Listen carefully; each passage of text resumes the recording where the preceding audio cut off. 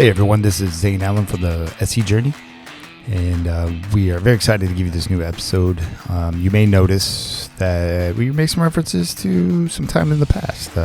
We've been a little late to get these episodes out, but we're back.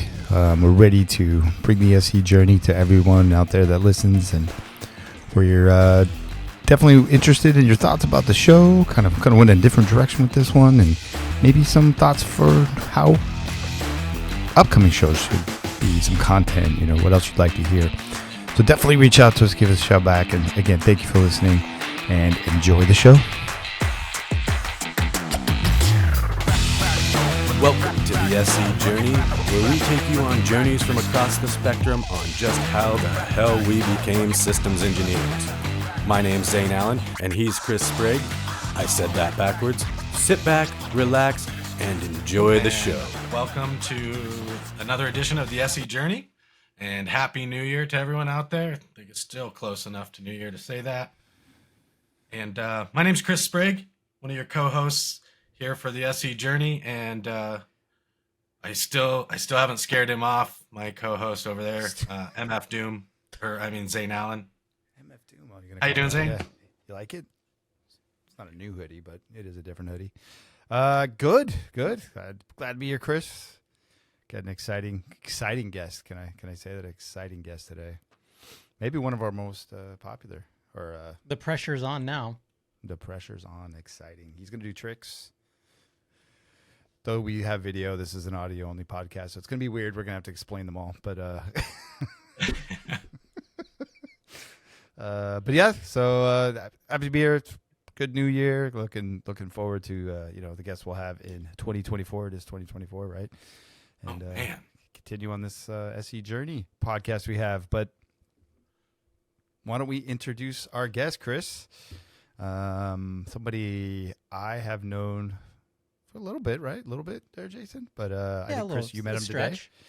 A little stretch. And somebody. And we'll talk about where he works today, but technically outside of the sphere we usually talk to. So we're going out there and a little different journey, little different roles that he's had throughout the career. So excited to kind of dive into that today. But going ahead and introducing our guest, Mr. Jason Langer. And I think I'm saying your last name right. That's how I've always called you. That sounds good. Some people put a hard G, some do a soft G. Langer. I like the soft G. But Chris, saying thanks for having me on. Pleasure to be here and happy to share some horror stories, and maybe some funny ones at the same time. And we could probably, for maybe some people that know you by alternate names, I think you were Captain V-San at one point, right? Wasn't that you? I was not the Captain V-San. I did sell a lot of V-San when I worked at VMware as part of my roles. I did used to do a lot of blogging at virtuallanger.com, which if you go there right now, I think the last blog post is from like 2018 maybe. That's right. But yeah, definitely there was a spot in that career journey, that SE journey, quote unquote, where I was very active in the VMware community from a blogging and perspective and doing VCP study guides and stuff like that. It's harder than you think, right, to keep up with that stuff. I feel like I know a bunch of us have start the blogging thing, and then it's not as simple or something you just do on the side like you think you would. It takes some effort and some time to keep those things up. Yeah, I found that for sure when I was when I worked on, I'm just going to say the customer side, when I did, let's call it professional IT maybe, it was easier to do the blogging, quite honestly, because sometimes if things were slow that day or, not a lot of trouble tickets, I could work on a blog post. But then as I got into VAR Life, or when I actually got into the OEM side, part of it was I think I got less into it because I was doing more of just writing in general for my day job. But yeah, you definitely need it's a muscle. It's something, it's like working out, where I got into a routine of like, okay, make sure you crank one out a week. I tried to write maybe a couple of them on a Sunday. That way I wasn't, I was trying to do them in batches, like sit down and do a batch writing of them all and then push them out. But yeah, it was fun, but yeah, it definitely was one of those things where you had to, you kind of had to think about it and set time aside and, make it, like I said, make it a muscle, make it like going to the gym. IT notes back then, though, too, right? I know I've written blogs like, hey, now I can refer to it in the future now too. I don't know. Maybe you didn't use it for that. I did. No, I mean, that definitely was the starting point. So it's a lot as easier far as when like, you're hey, I figured in something it. out. I wrote it down that way. So if I ever had to run into it again, I didn't, you know, it was there. Yeah. But then as I got in and kind of got my own, lack of a better term, my own voice. I don't know how that sounds to the audience, but I started doing a lot of like the certification stuff. So I did write, my blog posts were very specific to like getting your VCP or your VCAPs and, you know, those types of materials. And that was very easy to create content for because you had an outline, you know, because VMware said, hey, if you want to go become a VMware certified advanced professional, you got to do all these things. So it's like, oh, well, here I go. Here's all the blog posts for section 1, section 2, section 3. But yeah, so. But definitely was a repository at first for myself. And then I got into like trying to just help anybody that was willing to click on a URL at that point from Twitter. Yeah. It's changed a lot now with large language models, you know, ChatGPT out there. There's so many softwares now that can kind of, you know, take your speech to text. And I've still yet to figure out how to best use those to my blogging abilities. But there are a lot of cool tools out there that really simplify that.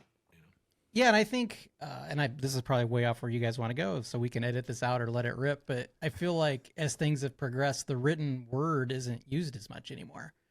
No. Like we're on a Videos. podcast, right? People get a lot of information from that, or people are used to TikTok, short bites on TikTok, or you doing, you know, people now. Like if I was to do something now, I don't know if I'd create a blog. I'd probably create a YouTube channel and just show it instead of writing it. You know what I mean? So it's, there's definitely different tools that I think have kind of bypassed. And I know folks still are out there writing blogs. So I just don't feel like I think it's on the way. I think it's apexed and now it's kind of on a more of a downward turn, I think. I think I've done videos and then had a short blog, a short read to kind of intro why, you know, the concept, what we're trying to get at, and here's the steps. You know, here's an outline of the steps, but you can just watch me do it. Yeah, you embed the YouTube video in the blog post. Yeah. So it kinda Like takes here's you the off paragraph that. introducing it, and now you're like, watch the video. And then I've put like the blog link. Hey, if you're at the video first for, you know, whatever Google works, it'd take you back but I don't think that actually happens very often. You hit the video more. Yeah. Still one of my most famous videos is 2 years old at this point and thousands of views. Not enough to be Nice. monetized. But You not get enough that- to get that bless nickel a my month or kids something. either. I I don't try. But you know, I think I'm just gonna make that video over and over and over and over. Yeah. Yeah, keep refreshing it. Keep it Feeding the up to date. algorithm. Just say updated for 2024, updated for 2025, and just keep hashing. Why it is it out. the same? Because it doesn't change, but that's fine. Right. At least you think it's relevant. No, this is good. We actually never really dive into the community aspect of things. And, you know, because I think we could probably say that led you to maybe you already were there, but involvement in the community with VMware, right? You were a VUG leader for a while, things like that. You know, kind of those type of activities can kind of lead you to that in this industry, which and I think we probably should get to your actual career. But as an SE, kind of as you advance, it makes you more relevant, makes people understand who you are, gets you kind of higher level jobs maybe, or at least jobs in different types of, you know, evangelism roles and such. But Yeah, it definitely helped. I mean, that was. I've said this to before I view my career as acts. I'm a big movie guy, and that's like Act 2, and it's a really good. Act 2 doesn't happen without me doing that community stuff and doing the blogging and making connections through that activity to get me into when I became like a solutions engineer working for a VAR, right? So I did Act 1 was like 15 years of doing professional IT, working for companies here in the Seattle area. And I started doing this blogging, and that opened the door to other people.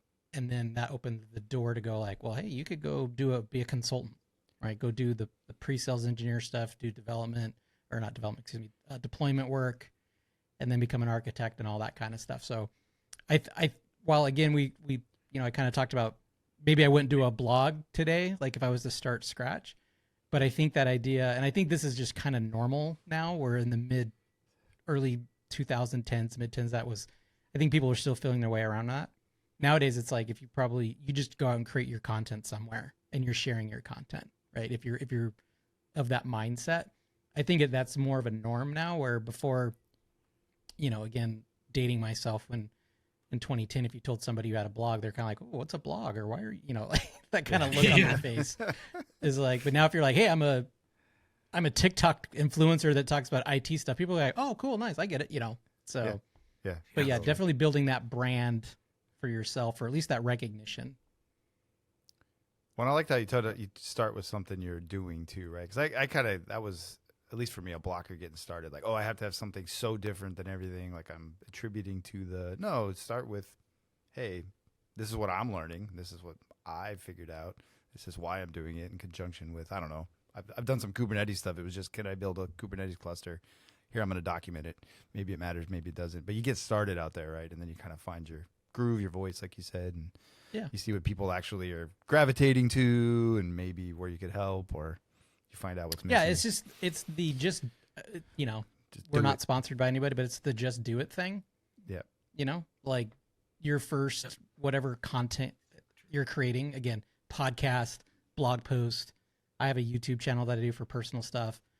And you're so nervous to like hit record or put the thing out there because you see all these other people that have done it so long, but so you kind of get this like stage fright or whatever, but it's like, you just do it, just stick it out there and you just keep building from there. I think it's the idea of like, you got to press record, or you got to record the podcast or create the video or write the blog post and hit publish. It's just get it out there, and then just realize it's probably not going to be the best thing since sliced bread, but you're just going to keep working on it, and it's just going to keep getting better and better and better. And at least that was for me. It was like, I was very nervous, like, oh my God, what are people are going to read this and they're going to think, wow, he's an idiot, or he doesn't know what he's talking about. You kind of have that stigma of like worrying about this. And it's like, just get it out there. Just, and I'm sure the only person that read my first blog post was my mom, so right. Yeah. Maybe my dad, it's like, yeah, like, and put it out there, and people, and actually, I don't mind. The community will give you feedback. Hey, this is great, but you might think of changing this, right? I've actually gotten that on some of mine, and I'm like, that's good. That we're all learning now, right? Hey, this is how I did it. Yeah, this actually is had wrong. that. Like, hey, if you altered it in this way, it'd be better. Like, oh, that's great feedback. Let's do something together, maybe. Or most of the community is helpful, right? Yep. Don't want to drag you down. I had that exact same conversation just yesterday, actually, Jason, about if for some reason, when there's a record button, it's so much harder. Like, you almost want to avoid doing it. I don't know if it's because it's going to be out there in perpetuity, but like, I gave the example of, if I have to help get on and help a team with a customer call, or I'm getting on stage or on a panel, they're live and you just have to go do them, right? And whatever you ask and whatever you say is just, it's there, and then it's kind of over. Those are they are easier for me personally than sitting here and hitting record and going, oh man, do I look okay? Do I sound okay? Like you said, somebody's going to go read this later and they might be way smarter than I am. Yeah.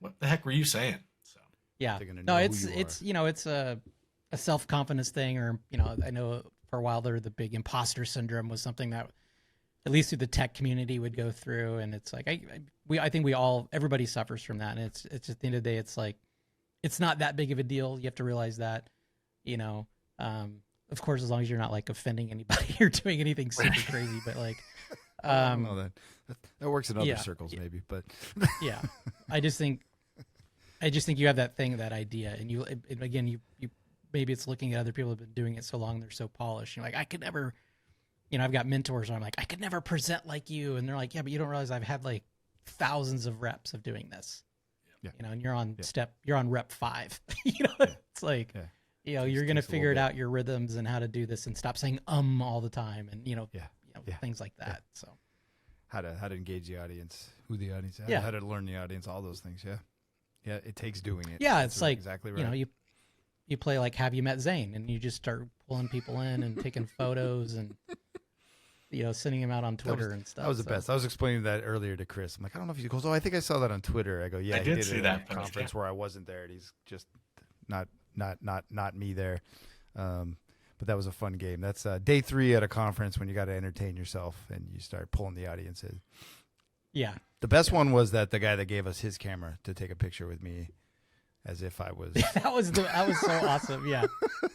We'll take a like- picture of Zane. He goes, yeah, and he hands his camera to Jason. I'm like, Not only did he not okay. know who we were, he gave us his camera and was like, he now has this photo. You know, but That is hilarious. I'm sure he still has it on there. Yeah, I'm sure he didn't delete it later. Like these he jerkies. cherishes it. It's probably printed out sitting on his desk. That was the best. When actually we had actual book authors in that booth, like, you know, right? Isn't Oh, yeah, that we did. Dummies We had Guide? Mel. Or like, yeah, Mel writes that actual book, and she's there. Anyway, Yeah. This What's is the thing talk fantastic. about? It's almost.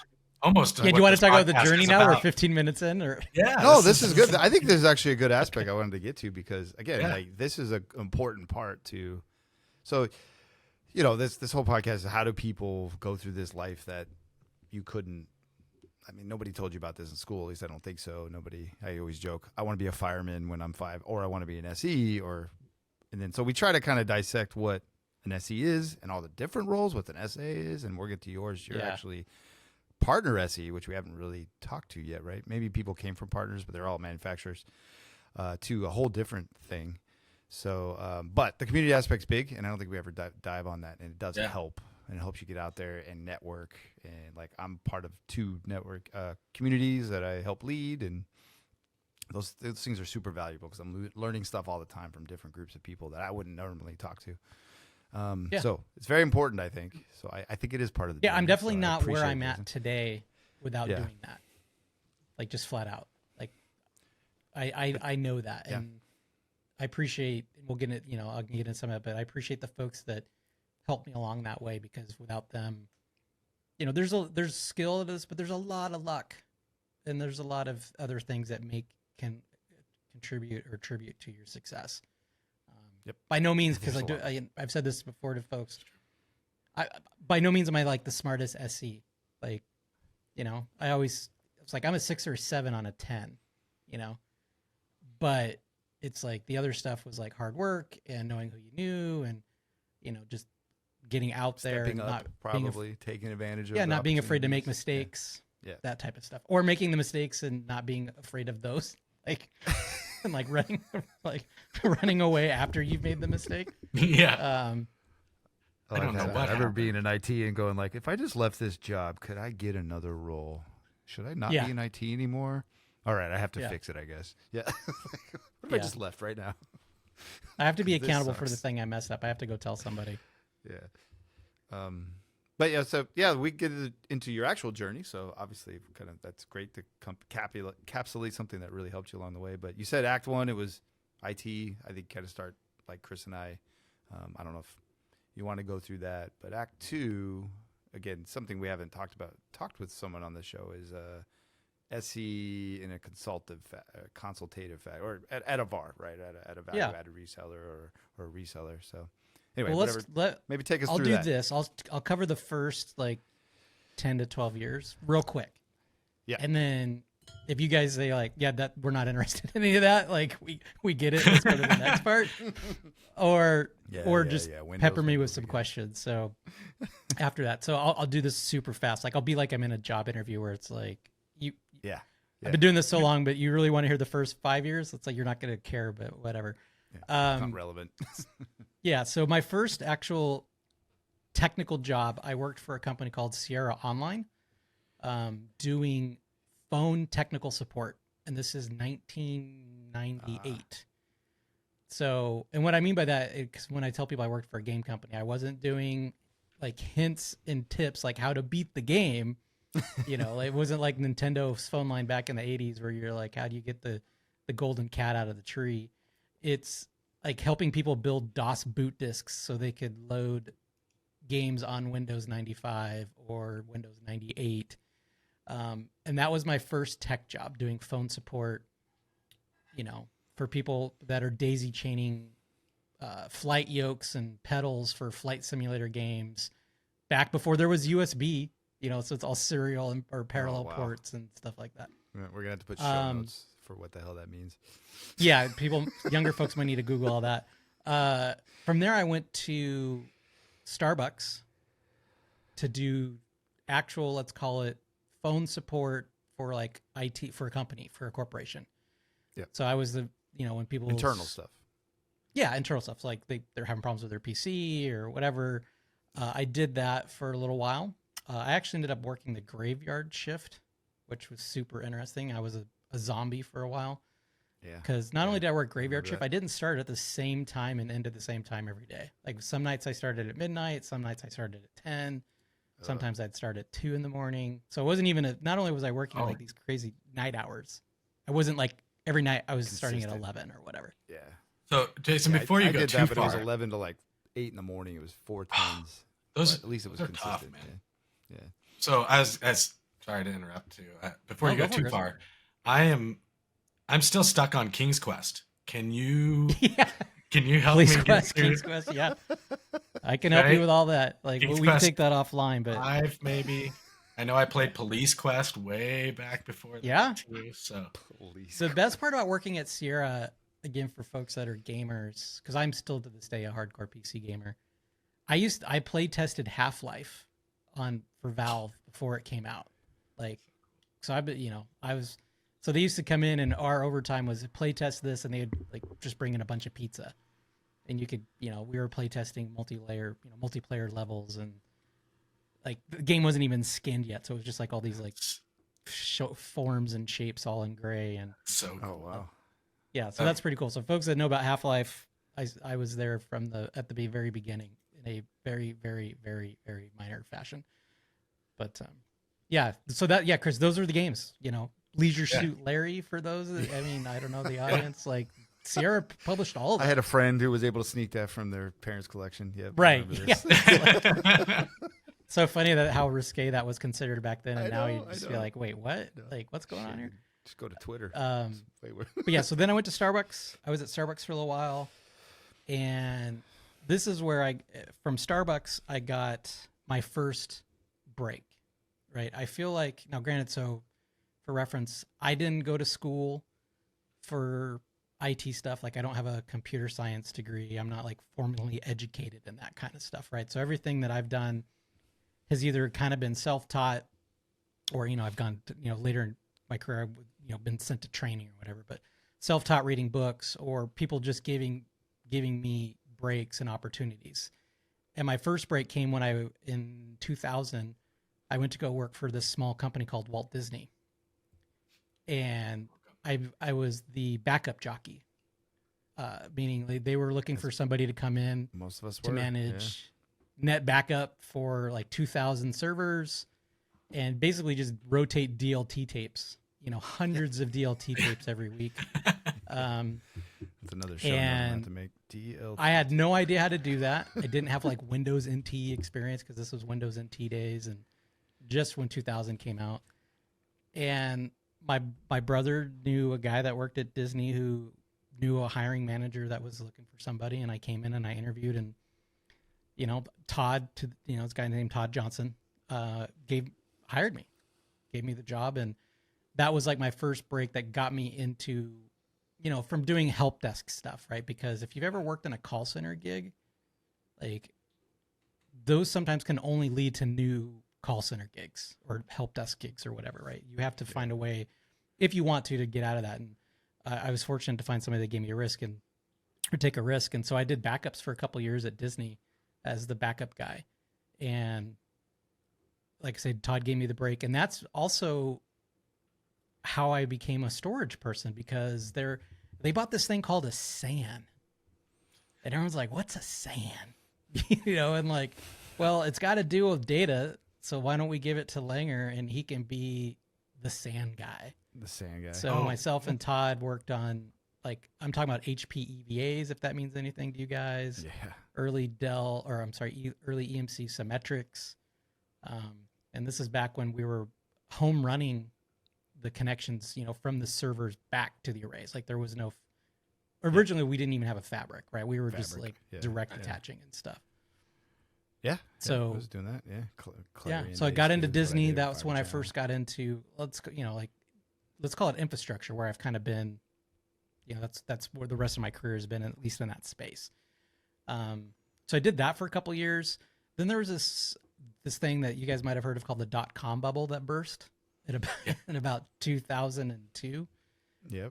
So I got riffed in the middle of November, which was awesome, like to get laid off right before the holidays. But, it worked out. But took some time off. No, not on my own accord. But then I went and worked for this other small company called Microsoft, starting in January. You're just full And of small companies. Yeah, and I worked on this little project called Xbox. And so I spent a couple years there doing, and I hope people understand I'm being sarcastic and not trying to like gloat the way I'm saying that, but because people might not know me. But I worked on Xbox The advantages Live of for a living couple in the years. Seattle area, you can go work for these kind of companies, right? Yeah.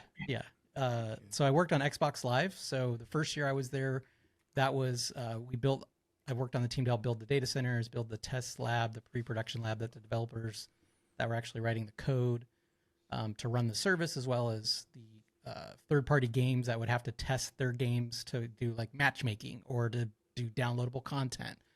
And then the following, after we went live, the following year was spent supporting the infrastructure, like saw the data centers that ran the production Xbox Live service, as well as continuing with the labs and so on and so forth. So that was a lot of fun. Worked really hard. That was probably one of the hardest working jobs I had, at least on the corporate side. A lot of late nights, a lot of not getting home until very early hours of the morning. Those But 32 go ahead. hour I'm sorry, Nancy. IT days, those 28 hour. Yeah, I mean, IT I literally days. had those. Yeah. Yeah, I had a bed in my office. I had a little fold-out mattress thing, like foam mattress, because sometimes it would just be easier to sleep there than go back home and then come back in the morning. So, Wow. so I that was never had to do interesting. that. I've heard those stories. The mattresses on the cubicle. We just trade caffeine and ate pizza. But yeah, that's insane. Yeah, me and my office mate, guy named Mikey Nguyen, we'd pull 18, 20-hour days sometimes, and it's like, dude, I'm so tired. I'm just gonna sleep here. I asked my kids when they were young.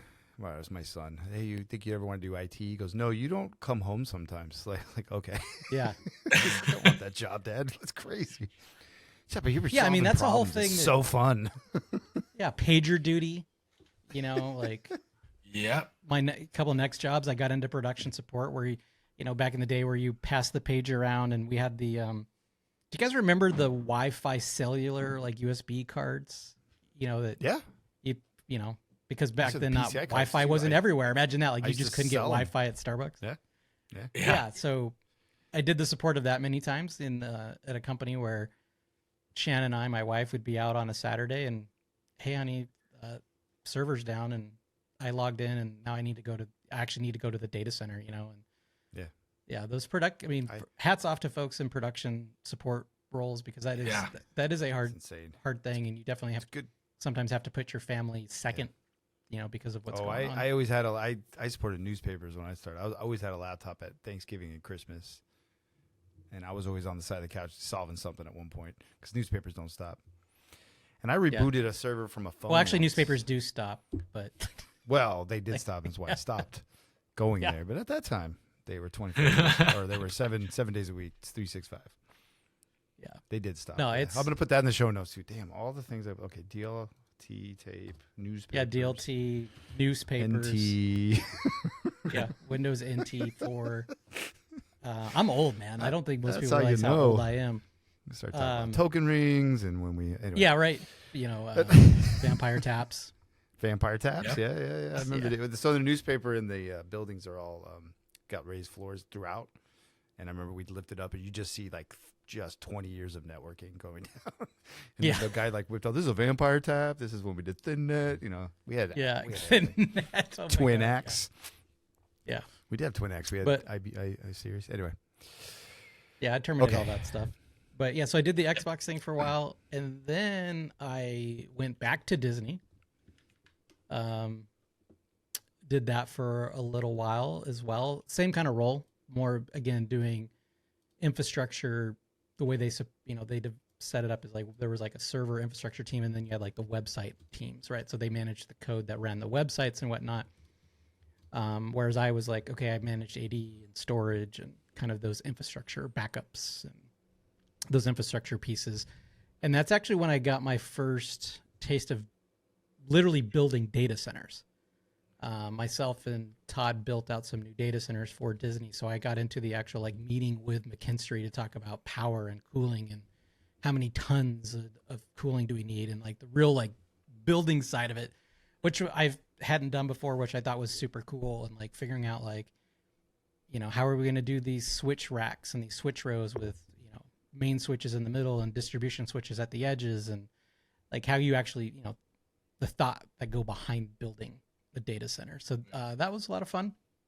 So I did that for a couple years, and then I ended up going to some other places that were not as exciting as any of those. And then I got to a 911 call center, which got me my first exposure to VMware, which is where things really kind of start picking up, you know, maybe for better listening on the podcast. But getting into the 911 call center is my first VMware exposure with, you know, like GSX 2.5 and deploying with ESX3 or Virtual Infrastructure 3 as it was known back then. But so was that again, already that's where I team, or was it like storage where, because we've heard that story before, hey, there's this virtual thing, let the new guy figure it out, or was that kind of you walked into it? Yeah, I was kind of the guy that figured it out and then Okay. brought everybody else along for the ride. It was like, Yeah. okay, I'm going to mess with this. And I'd messed with it a little bit in one of my previous jobs. And like, you know, to this day, this, again, dating myself, like I can remember showing my boss the very first vMotion of like, look, I'm moving the server. It's over here and now it's over here. But look, I'm still moving the mouse, and, you know, or, you know, showing that nothing, you know, and running a ping-t and like, look, it dropped one packet because that's when it swapped the MAC address, you know, between the uplinks and, you know, or whatever. And port fast hadn't kicked in yet, but yeah, you know, that kind of stuff. So that's true though. That was everybody's damn reaction. Port fast. Oh yeah, I mean, people like when you've been amazing. around technology long enough, you're like, we take all that stuff for granted now. Anybody would, but when you first saw it, like I remember doing maintenance one night, and I was like, oh, I moved everything over, and the Oracle guys were like, what do you mean you're done? We still have like, I'm like, yeah, dude, I just moved these servers over here, powered this thing off, you know, did this, did that, and I was done. I was like, see ya. And they're like, we got to work all day Saturday, and I was like, suckers. Like, you won't let me virtualize those Unix boxes, so that's up to you, man. So but yeah, it won't work. Okay. Yeah, but that's when you know, I had done like my MCSE, and you know, I had my Network Plus, and you know, I was looking at doing maybe CCNA. But when I got that first taste of VMware at that time, so we're talking like 2009 for me at least. Like if there was a VMware book in the wild, like going back to being like kind of self-taught, I read it. I was consuming anything and everything that I could that was VMware. And it really just kind of struck a thing with me. And that's when I started blogging. 2010, I started doing the blogging stuff. And that's when I realized I want to do this VMware thing like full time. Like I want it to be the bulk of what I do. And better yet, I don't want to support stuff anymore. I want to go build things for people and then turn the key over. Yeah. And then walk away.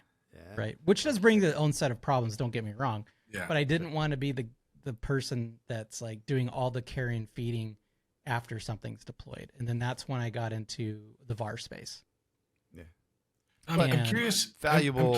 Because I always go back in my career. Like maybe I stayed too long in the care and feeding world, but still valuable to the journey, right? I mean, what you learned on that, you can, I'm putting words in your mouth, I guess, but you can translate that into helping others at the VAR space, right? I was there, I was in the seat. These are the things you got to consider, and this is why. Yeah. Well, it brings a little bit of credibility. Yeah. And credibility, sure. Have all that history. So I was going to ask, I'm curious, your, I think it was the call center where you got the VMware experience, right? Did you go there did you apply to that as, hey, there's this VMware thing, I'm going to go get that job? Or did you get it under some other pretense and it was one of those, hey, we've got VMware, do you want to try this, Jason? Yeah, it's a little bit of both, or a little of two things, I should say. The first thing, the VMware thing was like 20%. The more important thing, and I think people can relate to this again now, was, oh my God, this place is 8 minutes from my house. Yeah. I was driving into Seattle with my wife and I every day, hour and a half each way, you know, even in the carpool lane. And I was like, not only do they want VMware somebody, but this place is literally like 3 red lights from my house. Nice. Or where we were living. And that had a huge part of it as well, Chris. Like part of it was just like, I'm going to do something I want to focus on and some other stuff. I mean, that job wasn't just straight do VMware.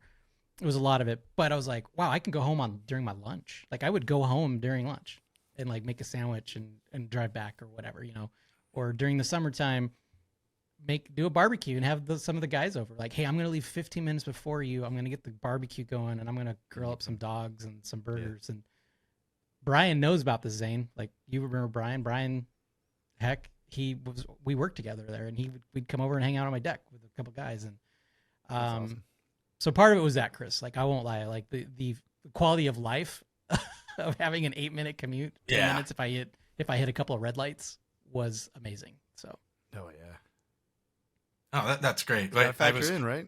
Especially as I was going to that point, like that Zane brought up earlier. We're kind of finding a lot of us, you know, Zane and I had shared this with each other, and then a lot of our guests were kind of yes men in our careers, and I don't mean that in a derogatory or good or bad way. Just that, like you mentioned it earlier. You were a backup engineer, and they bought this SAN and said, "Hey, Jason, do this," and you took it on rather than saying like, "No, I don't. That's not what I do." Right. Yeah, I was just curious. The VMware thing was kind of similar. It was similar a little bit. Like, when I stumbled into it, I was actually just trying to figure out how to save the company money that I was at. You know, it was the classic story of we've got all these servers, they're doing 20% utilization, if that. You know, like how do we save it? I'm like, well, we don't need all these servers if we're only doing 10 to 20. You know, it's that classic VMware story of at least back then of like. Buy less servers, pay for software, buy less servers, right? That'll work. Well, I remember the first couple of times that someone tried to explain virtualization to me, and I'm like, what are you talking about? Right. How do you virtualize hardware? It's actual physical hardware. Like, you can't fake it. I could argue the iSeries and all that was that, but parallel. Well, that was actually my first experience with it because I knew that from the mainframe days. Yeah, mainframe stuff is kind of technically your first. Yeah, I didn't. You don't really think about it till you look back, right? You're like, oh, that's kind of what we were doing. Yeah. Yeah, like at Starbucks, when I worked at Starbucks, we had a mainframe. They had an AS400, and they did virtualization stuff on that. Like, so I was aware of it in that context, but not on the i3, not on 386. Yes, whatever. Right. That's so. We had parallels come to us when I worked for the Gannett, and we entertained it. Back then, our biggest problem was how we're going to pass through all these serial. We'll go back to serial and USB dongles because all my software ran off that. Yeah. Probably for just license keys. License keys, because we had clients for all the people that paginated newspapers or pages. Anyway, yeah. Virtualization so I did change the world, and now we're on the cusp of something new, probably.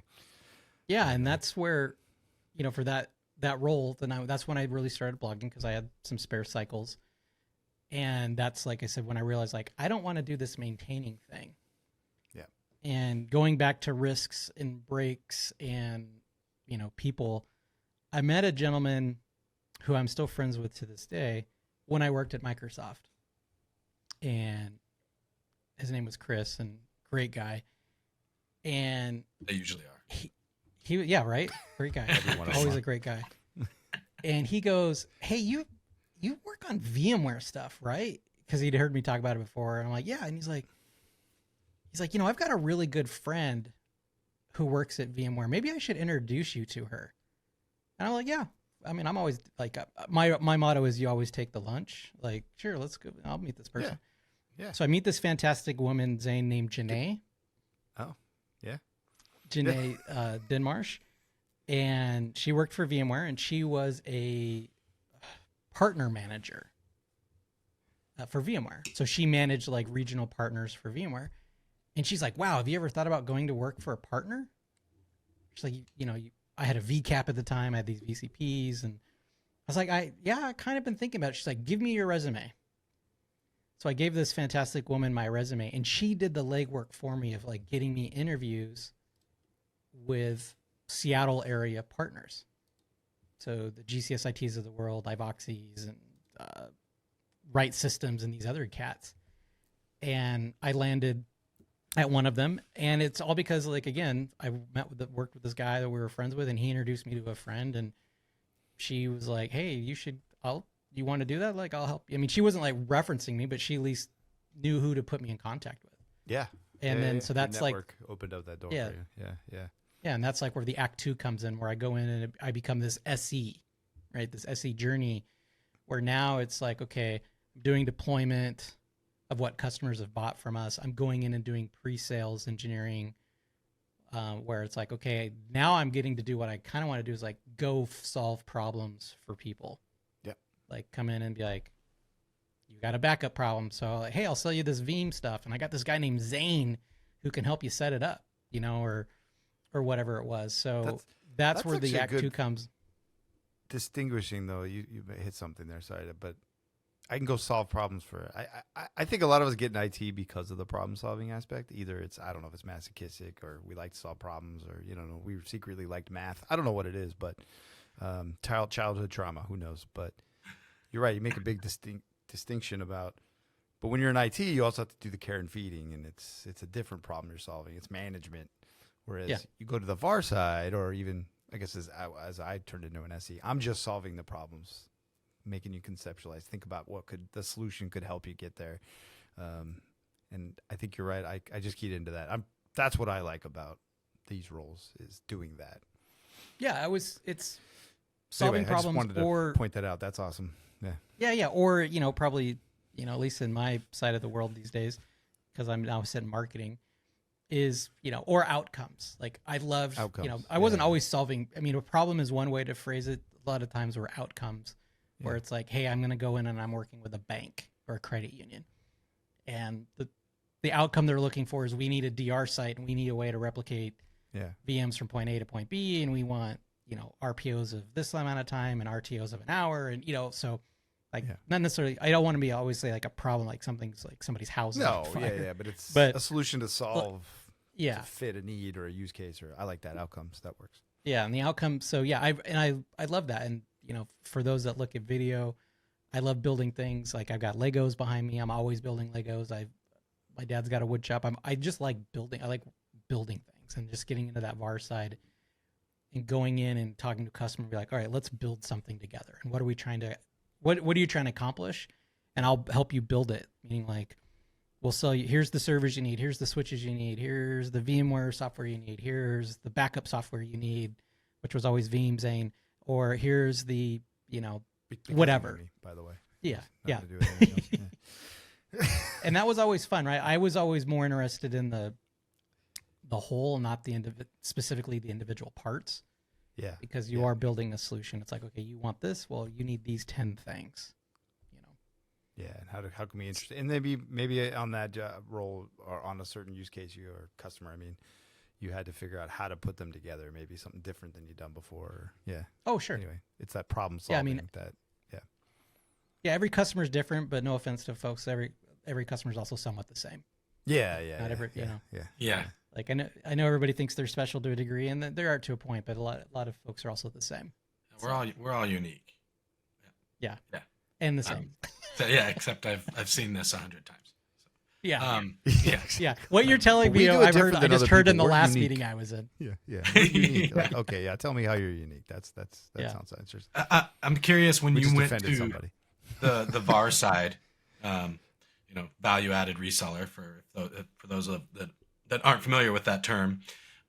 Were you doing both pre-sales and post-sales, Jason? When you first so the VAR side was it was super interesting because I did a lot of things as Zane, and that's how I actually met Zane. Yeah. So when I first get to the VAR or I'll just say GCSIT, like I was a deployment guy, which meant somebody else, like a Zane or a Chris, you guys you'd already met with the customer. You figured out the bill of materials. We're going to sell them 5 servers and 2 switches. Made the promises. SAN. yeah, make promises that I have to try to deliver. I'm like, what? Why did they sell this to you? But I've been there. and then I would go deploy it, right? So I would fly around or drive around or wherever I'm going and spend a week somewhere, a couple weeks somewhere, whatever it was, stacking and racking and building and turning over a final product. So I did that for a little while. And then I got into pre-sales. They're like, hey, this, you can actually like talk to people without staring down at your shoes, and you're pretty clean. And so then I started doing pre-sales design and architecture work. So not only just doing the pre-sales, but then like putting the designs together then for the deployment folks. Like, okay, we're going to kind of design it this way and run workshops and do all that kind of stuff. I did that for a while. And then I became, and this a whole other aspect of being in the VAR, but a different kind of career. Then I became like the data center practice lead. So at that point, I was running the engineers, like from a management perspective, and I was maintaining all of our data center infrastructure focused relationships. Meaning, like, so when Veeam wanted to be our partner, I'm like, all right, we'll meet with you, and how much Veeam do we got to sell, and this, that, and or VMware. Like, I got really into VMware stuff, shockingly enough. So I got into like partner technical advisory boards. I'm going down to VMware once every 6 months, and I'm in a room with their top partners, and they're telling us what roadmaps are and giving us feedback, and we're all yelling at them. We're like, that's stupid, you're screwing us, or, and that was a lot of fun too, right? Because then I got more, quite honestly, I got more into the business side of it, right? Because now it's like, what partnerships are we doing? Are we making enough? Are we selling enough to maintain the partnerships? What's the back end rebates? And I mean, there's a lot of stuff that goes into that we probably don't need to get into, but yeah. So my partner experience, and all of the same partner, by the way, John Powers, the owner, was always that. It was a family owned business. It wasn't huge. I think we got up to like 60 employees. Powers family was always really good to me, and they're like, hey, I think I can go do this. I think I can go make our VMware business better if you let me lead the charge here. And to your point of like saying yes or being yes men, but it was also taking some initiative, like, hey, you know what? I think I can do this and make it, a win-win for everybody. I'm going to enjoy it. It's one thing I want to do. And, I hate to say it this way, but I'm going to line people's pockets with a little bit more money, and we're going to help customers too at the same time. Yeah. Right. So everybody's going to get a little something out of this. Yeah. What was that thing? Everybody gets something out of it for sure. Yeah. And, so that was the VAR stuff, and I did that for VMware likes you, maybe. Right. So this is where we get into Act 3. All those things. Yeah. Yeah. Veeam. I mean, Kevin Masters and David Schneider. If we're gonna name drop, like, I always try to make sure, and this is something like I always try to do. And Zane, you can correct me if I'm wrong, because we did work together in that respect. It's like I always tried to say what I was going to do and do what I was going to say. Yeah. Right. Because you're trading off a reputation. You're saying that you're going to do something that Veeam wants me to. It's like, yep, Veeam, I'm going to do that for you, but I need you to do this for me. Yep. And that was all very, very interesting way of how tech businesses run in that regard. So that's a huge distinction. Huge thing. Just doing what what you say you're going to do, right? Follow up on what you said you're going to follow up. It's amazing how much credibility just doing that will give you. Well, and I'm not going to say, I'm sure there's times I did drop the ball. So if people want to call me out, but I mean, like I tried to do it the best I possibly did. Your intent was to do that. Yeah. It wasn't just to talk and get out of the meeting. But I like your other part too is like, but then ask for what you wanted. We haven't had like a channel SE on here either, but when I was at Veeam, I used to say we're all channel SEs. Well, I guess we have had a channel. I'm sorry, Chris, you were a channel SE. I'm the guy that hosts the show, but I'm talking about as an interview. Yeah. Wasn't Scott Howard a channel SE? Yeah, but he hasn't been. No, he was. Okay. I took his job. Well, he was SA when he left, but I took his. Okay, I took the job. Yeah, previously I took Hub's job, but anyway, we were all channel SEs. But I liked your distinction there. As we're talking about when you go in and say to a partner, "Hey, this is what Veeam's initiatives are for the year and what we want you to grow for a business." There's another side of that, right? Well, you're like, okay, well, this is what GCS IT is trying to get to, and this is the business we're growing. So how do we do that together? And I used to always try to lead with that. Like, what do you guys, what are your initiatives this year? Oh, we're trying to sell more with this vendor. We're trying to get into this space. Okay, great. This is where I think I could fit and help you out with that. Because, I was also arguably at something that didn't cost the most in any solution. So I wasn't making them the most money, but if I could help them deliver on their promises, then, it's a good relationship. Yeah, I was and, gonna. and it's a Just like to extrapolate on that. I think it's an important part of being a SE. Jason, I was gonna say, I think I just missed you at that time too, because Zane and I were talking earlier. I started at Veeam in February of 2018. okay, yeah. And I that's and I right think when you I had rolled out right around then. And then a year later, I went from, well, other than Zane's Seattle area, kind of Pac Northwest or Northwest SE to then a year later, they put me to Channel SE. okay. And GCSIT was one of the partners, obviously, we supported. So he knew your replacement. Yeah, and I want to pause here, just kind of, because I know that this SC Journey is your podcast and what you've done before. It's like one thing I hope people are getting across is like, or what I'm trying to get across is, I like technical stuff. Like I was a technical guy, like super nerdy knobs. I could go toe to toe with the best of them to a point on speeds and feeds and stuff. Sure. But that wasn't the only thing I was locked into, right? Like the getting into like, had you told me, hey, you're going to go like run a tech business per se and find it actually interesting and not really spend all your time turning the knobs or figuring out these things, I would have been like, you're crazy. But that was a lot of fun. I really enjoyed that too. Right. So when folks are thinking about their careers and stuff like that, I sometimes I feel like folks think like, well, if I'm technical, I got to stay technical. And I'm not, and for some people that's great too. Like but that doesn't mean that is always the case. Yeah. And you might Or find know the something- trade-offs as you move into different roles, right? Like that you are going to Sure. give this up to do this, but it could be very rewarding, right? Yeah. And it's, and then when I got more into that businessy side of stuff, I had felt like, okay, I'd done all that break fix IT work. And then I got into doing what I wanted to do, which is solving problems, which was great. But then I was like, but now it's like, I want to build like this company to be like known as a VMware, like superpower or shop or whatever, right? Like with the team and like, how do we pick the best in breed products to like build a true like end to end or full stack or whatever term you want to call it solution. And then that's what kind of really got my kicks going.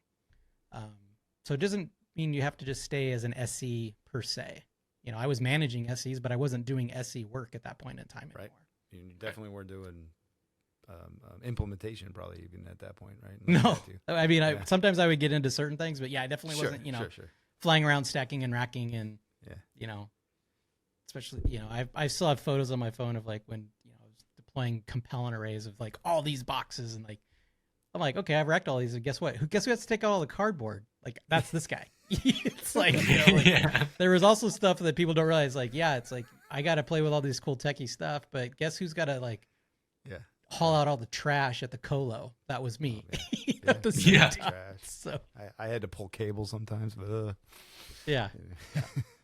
but fix printers. And to your point, Chris, we missed each other because I ended up, with all the VMware stuff I was doing at GCSIT, making a lot of connections within VMware itself. And then I take a role to go to VMware. And it was, I took a role as an SE, right? So now I'm going back into true pre-sales SE world, selling the second best storage product behind Pure Storage, because we all work at Pure Storage, in the Pac Northwest. But for me, that was my goal of doing that was just to get my foot in the door. That was like a plan. So I did the SE thing for about 18 months, which a lot of fun, covered, Pacific Northwest and, had a lot of fun solving problems with that product and that solution with customers. But my goal was to actually get out of that. And I got into what I do quasi now, but in this Act 3 is like, now I'm in marketing. And so I I go to a very nice woman that I am friends to this day. And this continued thread here of people, building reputation and people taking risks on you, but also not being afraid to ask. I go to this fabulous woman named Aishin and I say, I really don't want to do this SE thing. Do you think I could get a marketing job? Like do you think I could come work Nice. on your team in product marketing? And she kind of looked at me kind of like, yeah, sure, kid. like, Right. she's like, you're an SE, like whatever. But then I kind of followed up with her and I ended up getting a role in product marketing at VMware.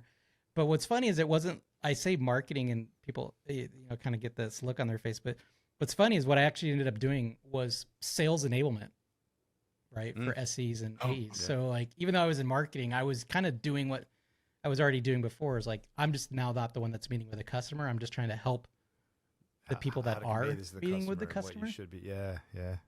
Yeah. I feel like that's talk our about job this, sometimes, and Chris. yeah, like here's the value prop, here's those things. So that's kind of what got me into this side of the house, where I'm kind of even sit at Pure. But I want to touch on something that you brought up, Zane, where you're talking about where you potentially you're for lack of a better word, you're giving something up to do something new or to get something new, right? Where you said, and I definitely did that to do this marketing thing, but I only want to touch on that because I do that for a while as an individual contributor, and then I become a manager of the team. And I started recruiting other SEs to do some of this work. And I would have very upfront conversations with them. It's like, hey, Zane, I think you're great. You've got this, you're well-spoken. You like to build content and assets and collateral. And I know you're a great SE and all this, but what do you think about coming and working in marketing? And here's all the great things that you're going to do. But what I need to know from you, or Chris, let's say, is you're not going to be judged on your technical acumen anymore. Yeah. That's not what's going to define you anymore, Chris. What's going to define you is like, yeah, you're going to have technical smarts, but you're going to help create this other stuff and messaging and help enable and get these like concepts across to other people. And are you going to be okay with that? And that was a very interesting conversation because I did recruit a lot of good SEs, and some of them have moved on into product management roles. Like they've taken that and moved even further away from like the speeds and feeds, like I said, like hardcore SE stuff. And that was a conversation I used to have a lot of folks, and some people said, no, they don't want to do it. And I'm like, I get it, but I want to be upfront with you. Be like, look, if your identity is that, we're going to be checking that somewhat at the door. Yeah. And the guys that moved over, I think to this day, I had hope if they hear this or they really enjoyed it, like I said, or they've moved on to other things within a marketing or product area. And again, from that SE journey, it's like that took them. It's like, okay, I've been known for being technically proficient and I can deploy or configure or whatever, like nobody's business, but it's like, yeah, but that's not going to be you anymore. Like that's not going to be what your identity is. You're going to possibly talk to those folks or help them convey a message, but yeah, your smarts are something different, right? Your knowledge is totally different. Yeah. Well, and all that stuff that you've done is going to bring credibility to when you talk to these people. You know how to talk to them. Right. Exactly. Right. Yeah. But that's not how when I do your review, that's not how you're going to be measured. Yeah. I don't care what's certain. Say, are you asking me, Good for Jason? you. Because this is pretty interesting. No, I just wanted to throw that out there. It's like, hey, No, I honestly feel like any good SE is a good marketer because you have to be. Yeah. It's just a question of what you're marketing. Are you marketing yourself? Are you marketing your intelligence? Are you marketing your ability to solve problems? Like, especially from like an SE as a pre-sales person, right? Yeah. And I joke about that, saying, are you asking me? But there's a lot of common threads there. Like when I started my career in computer science and then quickly learned, I like doing hands-on stuff and more generalist. And as I went and swapped majors to what they called IT management at the time, it was a mix of networking and CIS and all these things. I went from the College of Sciences, where computer science was at San Diego State, to the College of Business. And I started getting these business courses. And that's, you made me think of it, Jason, because you said the business side of things. And that's when I really started getting interested in saying, like, it's cool that we get to play with technology, but there's a bigger purpose for it, right? And I really started getting into those business aspects. And that's when I started looking into, I even started contemplating leaving just the IT admin world, because I was like, hey, what are these consulting roles? And who are these guys at this reseller that I talk to, and what are they doing? And so yeah, that's interesting. Well, and the other thing, and all that's excellent. I think that's great, Chris. Because the other thing, one thing that I think people are afraid to talk about to a certain degree is, and I'll call it out, and you guys can edit this if you want, but all these conversations I'm talking about, my W-2 is going up as well. Yeah. Right. Oh, absolutely. Like, yeah. So like, there's a monetary value to all these as well, right? Like, I was getting personal goals and gains out of it, but like, sometimes people think like I make pretty good money as doing this. I'm like, but but if you go do this, like, there's probably even more money, and no offense, like early on, money was definitely a motivator as well. Like all those things I wanted to do, but it's like, but I still wanted to make money and do that kind of stuff. So, I feel like I want to call that out. You guys can edit that if it's not needed, but it's like, don't think that you're like, this is also a good way to climb that economical ladder, so to speak. It's that balance, right? You're not just taking a job for the money, but you can have a bit of both, right? If you plan it right. No, absolutely. That's a great point. I feel like there was a point in my career, and I don't know exactly where to pinpoint it, but you start doing more of what you love while making more money, right? I feel like there's been that point. All of a sudden, everything I do, I enjoy it more. And you're right, the W-2 keeps increasing. And it sounds like maybe even you followed this. You might even be able to work with people you like. Like you're working with your friends because you're using your network, so you can probably enjoy what you're doing. I mean, I'm on this podcast with you, and I don't like you, so I don't know if that's a. Well, just kidding. But you can. You made an exception. You're not on my team. I didn't say you work. I'm only here because of Chris, but yeah. And I just met him today. Yeah. But no, you're right. I mean, you get to work with people you want to maybe work with too, because those are the people that are going to maybe pull you along because they know you from your blogging, they know you from your time at other roles, they know you, they got your reputation, and so you can. Yeah, I've been fortunate in the amount of like I've had a lot of jobs. Like my wife and I tease about that because my wife has worked at Starbucks for 27 years, and now granted she's had multiple roles within Starbucks, but like I've had like 14 jobs. I've worked at 14, like I'm going back to like 1996 when we first started dating or whatever, 98.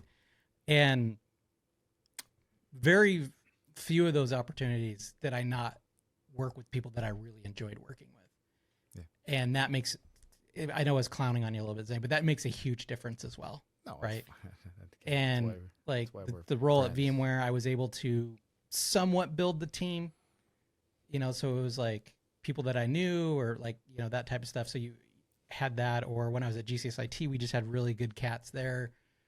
And even when I worked at, countless places I worked at, I had really good teams. And I feel like hopefully that's the case for everybody. I don't know if that always is, but there were a couple bumpy stops where I'm like, ooh, I work with a bunch of not nice people or people I get along with. But yeah, all that's to say, like the career stuff has been fun too, but I've hopefully been able to work with folks that haven't made it feel ultimately like work every day, all day. Right. So,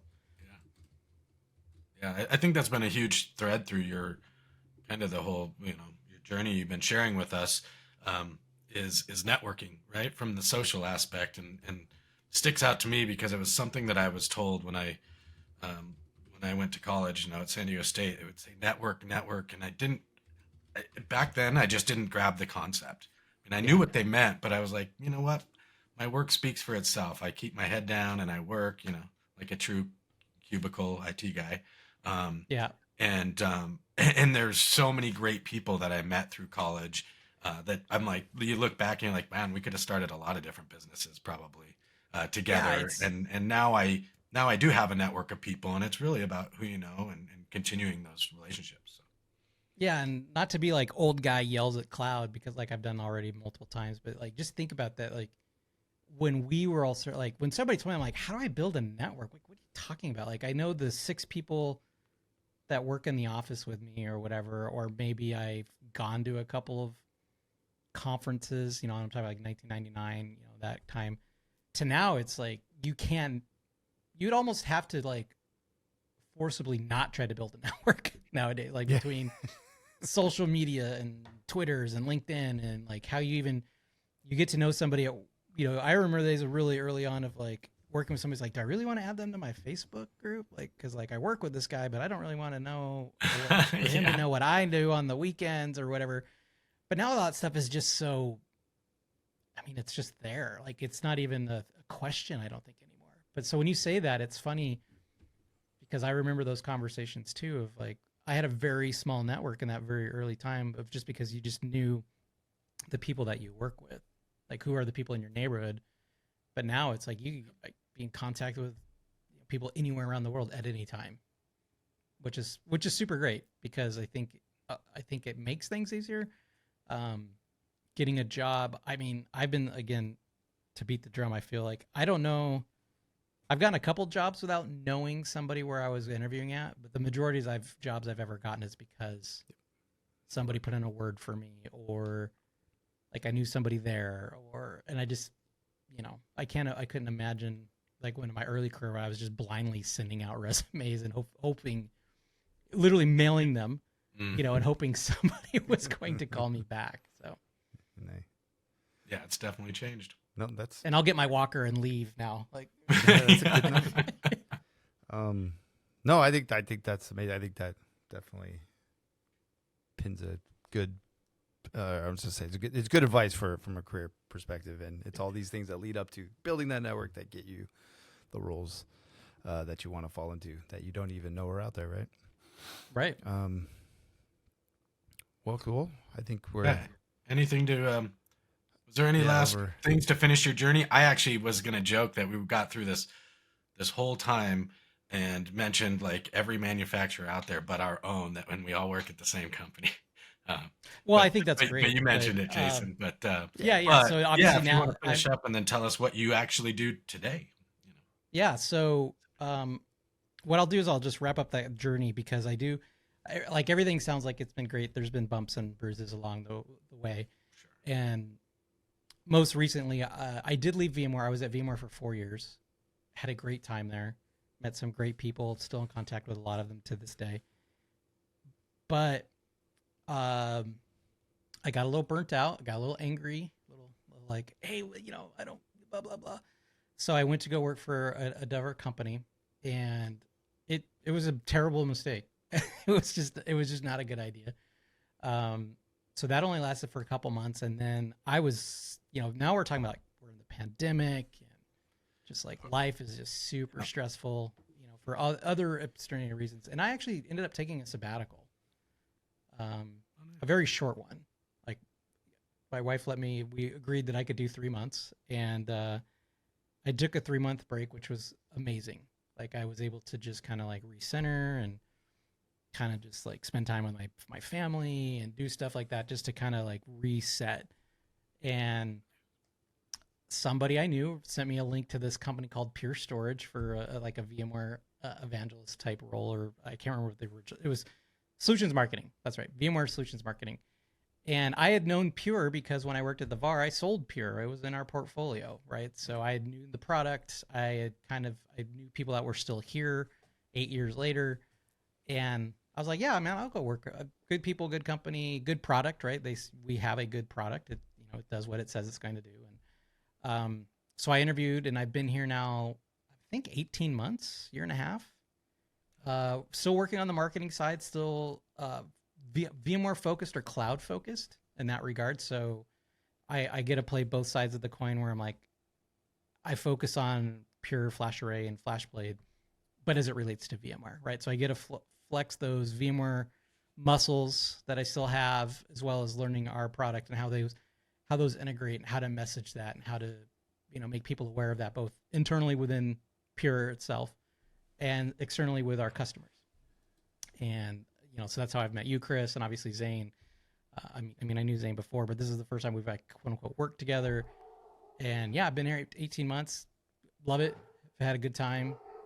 Good work, good people. So, but still on that marketing side, right? Like I don't even know if anybody would hire me for an SE now. Like I've been so far out of that game. Yeah. But I was gonna say it's interesting because I think you mentioned it earlier. Like you hear marketing, and I think many of us have very different vision of what marketing may be. But like you said, you still get to flex those VMware muscles, and you're very much a technical marketing side, right? Yeah, marketing has a bad rap, and I understand that. Trust me, because I would, even before I got him, I'd be like, marketing guy, whatever, person. It's but once you get in, there's so many, like, it's like the word Smurf. Like, if you ever watch the old cartoons or the movies, when they say like Smurfing, that's like their adjective to mean anything. Like, marketing actually can mean anything, Yeah. you know, because it's like, it's really like, what's the truth about marketing is, you know, there's going to be some type of output, but it's more about what is the type of output. If it's truly marketing fluffy stuff, there's that. Or there's what I do, like you said, it's more technical focused of like, okay, this is how SRM works with, you know, a flash array, and this is how the SRA talks. Like, I mean, there's an aspect of that, but nobody would think that was marketing, but it's in a marketing function. So I always make that joke. Or it's like the word cloud now. Cloud can mean anything. You say the word cloud to somebody, and it's like, put it in context so I know what you mean when you say the word cloud, because you could be talking about anything. SaaS, infrastructure as a service, PaaS, like it can be anything. So yeah. Definitely marketing's got kind of a scarlet letter in that regard. That's cool. So I'm curious, in general, it doesn't have to be specific to Pure or any of the roles. You are, I shouldn't say that. Are you, in general, are you happy with the move to marketing that you made? Yes. Yeah, for sure. I mean, I don't look back and say, oh man, I should have, you know, stayed, you know, as an SE or whatever, because again, I haven't had to, I still get to keep those lanes. I still have there's still connective tissue there, right? Like, I still work with Zane, or I still work with like our field solutions architects, like Tristan Todd on the VMware stuff, or Cody Hosterman. You know, if anybody's listening to this from a Pure, like, everybody knows who Cody is. So I still get to, I still get to tickle that fancy. It's just not 100% of what I have to do or what I do anymore. Yeah. So it's there when I need it, but there's other, you know, like we talked about, where there's things you give up and things that you gain. I gave up, you know, 70% of that technical side. So I have 30% of that, but the other 70% again, I really enjoy, as far as like the messaging and how do you take a product, how you bring a product to market is super interesting. Like how you figure out what the product marketing, like what the features are and what the timelines are and the roadmaps and what is it actually going to solve for somebody. Like, that is super interesting to me. Yeah. And it gets in front of well, now I've got the thing, I'm going to go talk to somebody about the widget that's going to solve the problem for the person. You're now like trying to figure out how to get that thing to market, to go solve these problems. Yeah. And that's a lot of fun. Yeah, that's cool. I mean, that's why it's super interesting for me to hear your story, because I think, you know, Zane and I'll speak for him, you know, are drawn to that aspect of it as well. And as you were mentioning that earlier, I think when you first were moving into marketing, you know, Zane kind of made the comment. It's similar. Like, we, you know, our roles, we kind of straddle that piece where we're not full SE, but we, you know, not full marketing.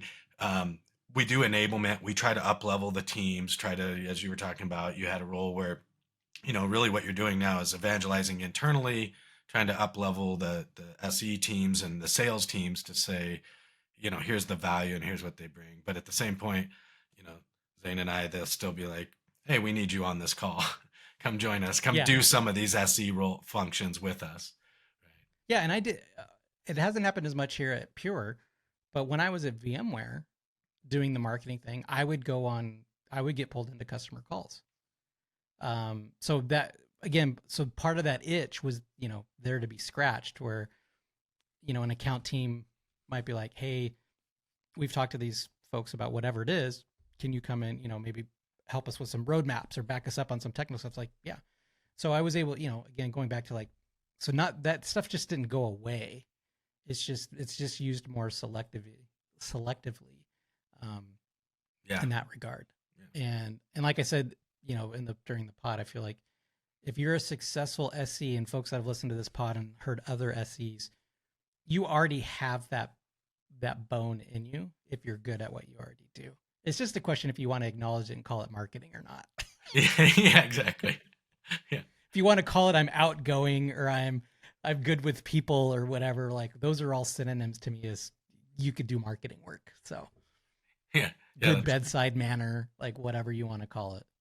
Yeah, that's funny. It's super interesting because I had to, as I moved over to this side from the IT roles, it was very much working on the soft skills and being able to speak like that, and where I would in the past very much considered myself an introvert and those types of things. Work much more extroverted now, can speak to people, and it's things I like that interaction. So Yeah, that was definitely something I learned when I got into the VAR thing and doing the SE stuff. Is like I was, like I said, I thought I was above average, technically speaking. Like I thought I was just going to go in and like turn knobs and click boxes for folks, but then it's like, no, you got to go and like talk to these people, and that's yeah, and that was like, oh wow, okay. Like, so you, again, going back to like personality and how you treat people and that bedside manner, do as you say and do what you say or whatever. And yep, like those were aspects that didn't enter my mind. I just thought I was going to go in and be like, hey, I'm just going to be a VMware guy and a storage guy and like just do that all day. And that's, while that was a lot of the work, there was all these other things that went along with it that I had to pick up and kind of learn as well. yeah, yeah. Well, this is Jason. This has been fantastic and super interesting for me because I don't know you super well.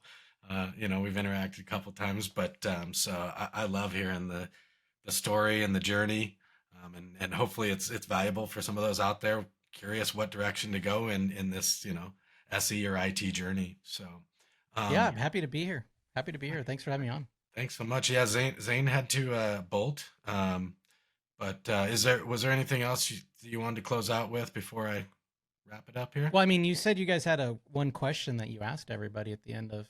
Do I Oh, get a pass on that? yes. Yes, I was gonna forget that because Zane's gone. Yeah, so we do. We like, we've all made good blunders in our lives, especially on the IT world. So we generally try to close out with, you know, is there a, big mistake or a big blunder that you made in your past that you'd like to share with the listeners? Yeah. So, well, the first one I mentioned was, I zigged when I should have zagged, and I ended up taking a sabbatical a couple months ago before this, or a year and a half ago before this job. I think a quick and easy one is when I was at the VAR, and this wasn't a technical thing, right? Like, so, I mean, I'm sure I've got plenty of technical, like should have typed a 1 and I typed a 0 or vice versa. But one time I was putting together a statement of work for a customer. We were doing some VMware work for him, and I forgot a 0 on the statement of work, meaning it was like ended up being thousands of dollars cheaper Oh, than what it should have been. And in a testament to where we were at, we sent it out. I've freaked out. I was like, oh my gosh, like I got to go tell my leadership that I messed this up. And I mean, they were super gracious about it. I mean, they basically, they didn't like berate me or anything, but they were yeah. just like, make sure it's like, this is the only time this is going to happen. Right. And what I thought was just super cool. And again, going back to being, working on your word and building credibility and relationship, it's like, we honored it. The mistake was on us. And we didn't like try to go back to the customer and be like, hey, we sent you the wrong revision of the document, or, you know what I mean? Like, Yeah. Which I've, I mean, people have done some interesting things to me sometimes personally, like contractors with housework and stuff. And so it was a learning thing. I was like, hey, I should probably just double check my work a little more closely. But that was kind of one of a big one. I've shared a couple other stories in other scenarios, but that's, so not like technically focused, but definitely one No, that that's kind of like it's definitely stuck with me a little bit. yeah, So, that's a great one actually because we do usually hear technically focused ones and those. well, and what's funny for you, Chris, is the customer was actually in Boise. Oh, really? Yeah, so I flew to Boise to do the work, and but yeah, so Oh, just that's as an FYI. hilarious. Well, Yeah. sort of. Those Yeah, darn. yeah, it's hilarious now because that was like 12 years ago, and I can laugh about it. No, yeah, those darn zeros. Sometimes they mean nothing, and sometimes they mean tens of thousands of dollars. Right. I mean, like, I was like, oh, it was a /22, not a /24. Ask or something. Anyways. Oh man, But yeah, that's my story that I'll share for today. I love it. I love it. Well, thanks, Jason. Again, I really appreciate it. This has been fantastic. I can't wait for people to hear it. And yeah, thank you to all you out there that listen and made it this far. We appreciate it. Again, Happy New Year, and we'll see you next time. Thank you.